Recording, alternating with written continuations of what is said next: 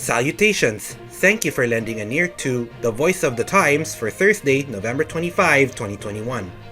For today's editorial, DoF coal plan is imaginative, but will it work? Finance Secretary Carlos Dominguez III recently shared a novel idea to accelerate the shutdown and repurposing of the Philippines' coal-fired electricity generating plants. It is an interesting, imaginative concept and well worth examining in closer detail. The only problem is that it may turn out to be too imaginative to actually be feasible.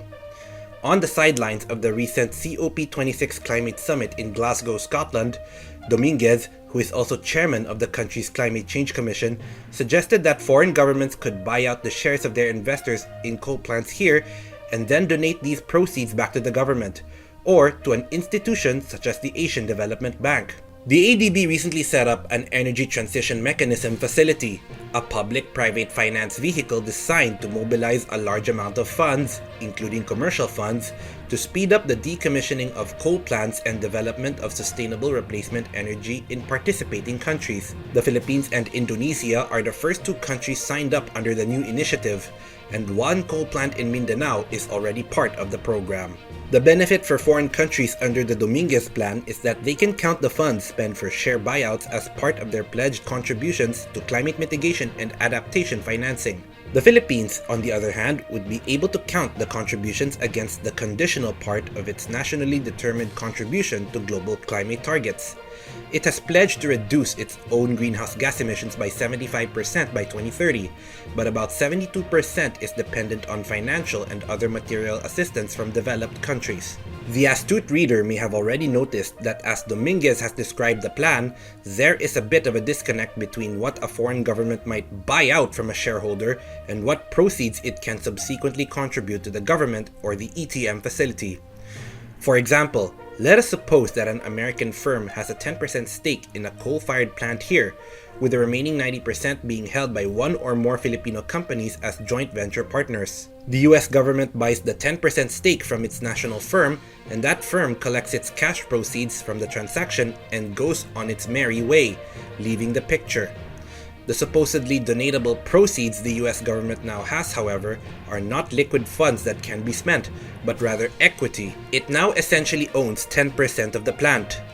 In order to contribute funds that can be used, the US government will have to sell off those shares, an idea that is problematic for more reasons than we have space to discuss here.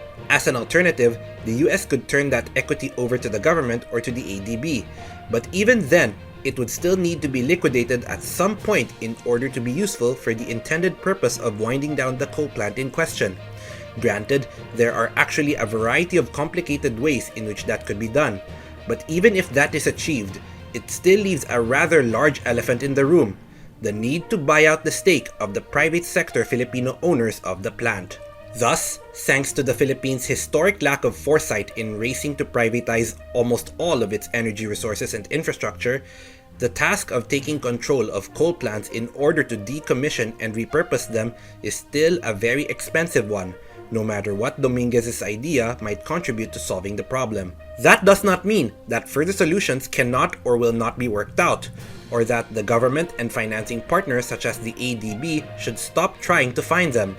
But it does mean that achieving the goal of eliminating coal and other fossil fuel energy is going to be a much longer, complicated process than anyone in the policymaking sphere realizes or is willing to admit. Until investment in energy alternatives is made more economically attractive to the convention-bound, familiar large-scale players in the Philippines' energy sector, it is unlikely optimistic deadlines like 75% by 2030 are going to even come close to being met. And that's the editorial for Thursday, November 25, 2021.